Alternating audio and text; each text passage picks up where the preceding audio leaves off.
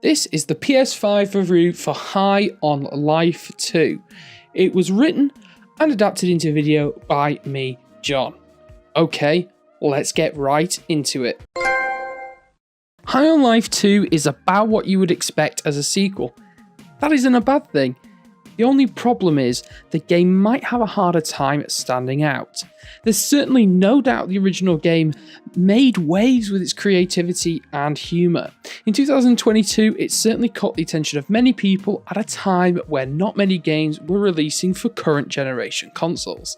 Although, I can't help but wonder if replicating the magic is enough this time to keep the market entertained.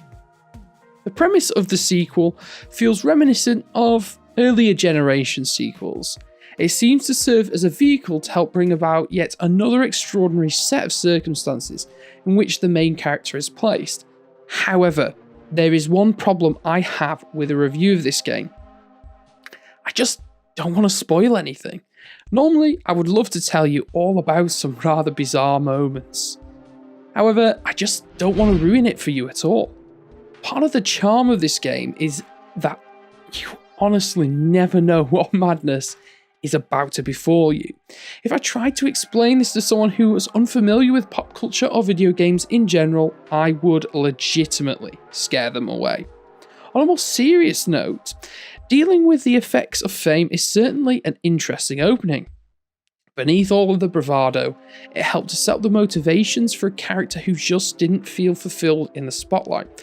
I really enjoyed that the writing manages to achieve that, even if the opening direction of the plot itself is not that exciting.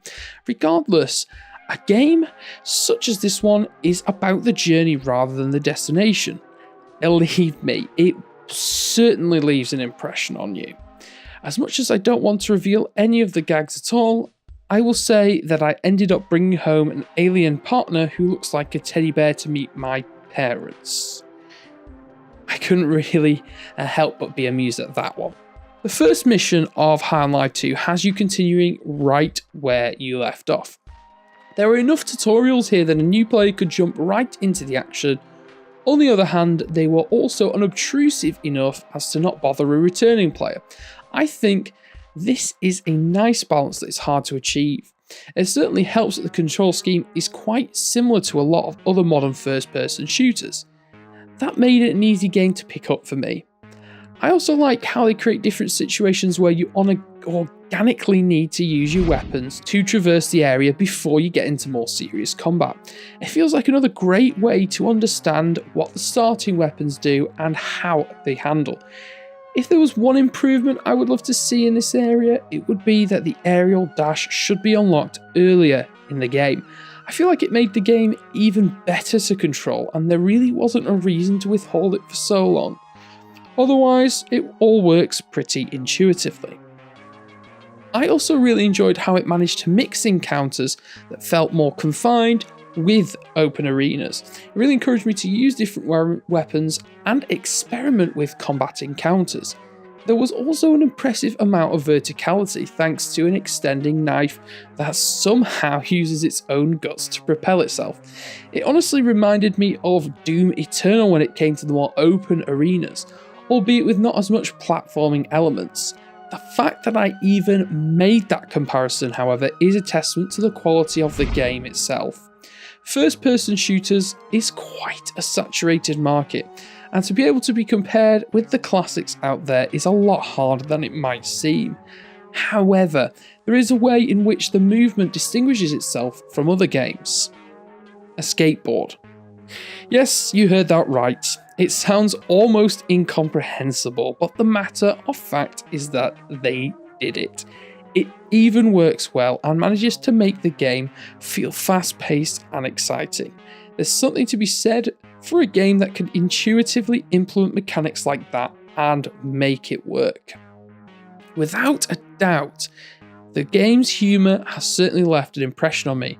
I never failed to find something to genuinely laugh about, as I implied earlier.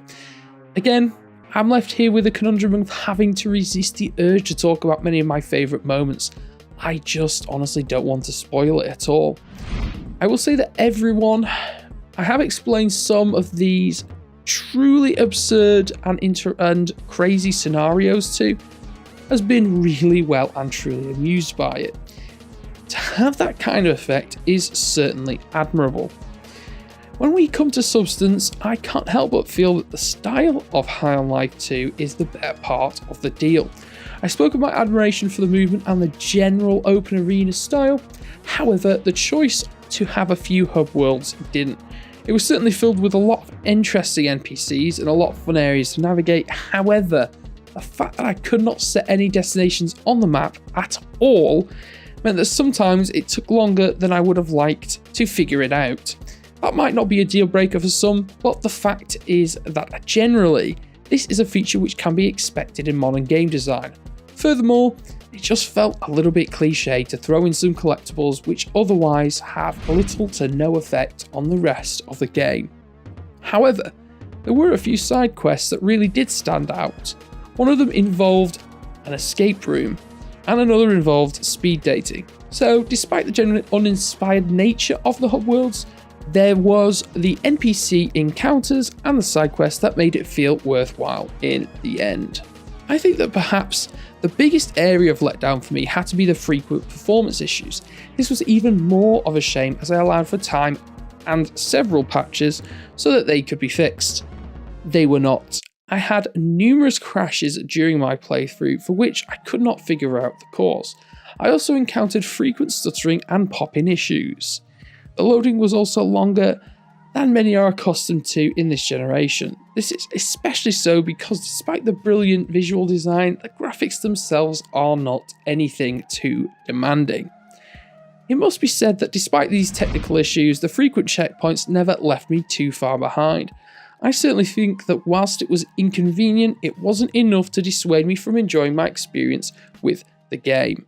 I certainly feel like it is a shame that occurrences such as this, where some more time on the game would have done good, is becoming more common. I can just hope that in the near future, work is undertaken to improve this aspect of the game.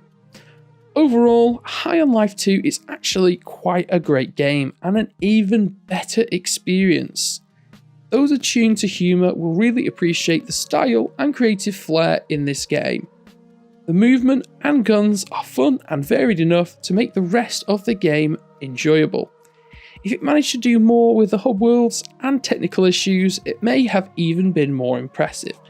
Nonetheless, it remains an absolute solid choice for anyone looking for something that feels familiar but has enough character to leave an impression.